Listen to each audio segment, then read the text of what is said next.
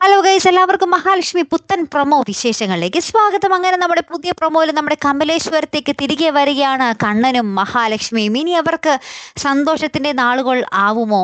അത് ഇവരെ കാണുമ്പോൾ നമ്മുടെ ദുർഗാമയും കരുണയും മഞ്ജുവും, കരുണയില്ല മഞ്ജുവും മേഘനാഥനും ഉണ്ണിയും ഒക്കെ ഞെട്ടി വറച്ച് നിൽക്കുക. അപ്പൊ ആദ്യം കണ്ണൻ മാത്രമായിട്ട് ഇവരുടെ മുന്നിൽ ചെല്ലുന്നത് ഭയങ്കര സങ്കടമൊക്കെ അഭിനയിച്ച് ഈ നാടകം ഒന്നും കൂടെ കുറച്ചുകൂടെ ഒന്ന് നീട്ടിക്കൊണ്ടു പോകാൻ വേണ്ടി. അപ്പൊ മഞ്ജു ഇങ്ങനെ ചോദിക്കുന്നുണ്ട്, ഏട്ടത്തിനെ പറ്റി ഒരു വിവരവും ഇല്ലേ കണ്ണേട്ടാ എന്നൊക്കെ ചോദിക്കുന്നുണ്ട്. അപ്പൊ കണ്ണൻ പറയുന്നുണ്ട്, ഇല്ല ഒരു വിവരവുമില്ല എന്ന് പറയുമ്പോൾ തന്നെ നമ്മുടെ മഹാലക്ഷ്മി കാറിൽ നിന്ന് ഇറങ്ങി വരുന്നുണ്ടേ. അപ്പൊ ഇവര് ദൈവമേ ഇവള് വീണ്ടും വന്ന എന്നുള്ള രീതിയിൽ തലേ കൈവച്ച് നിൽക്കുന്നുണ്ട് എല്ലാവരും.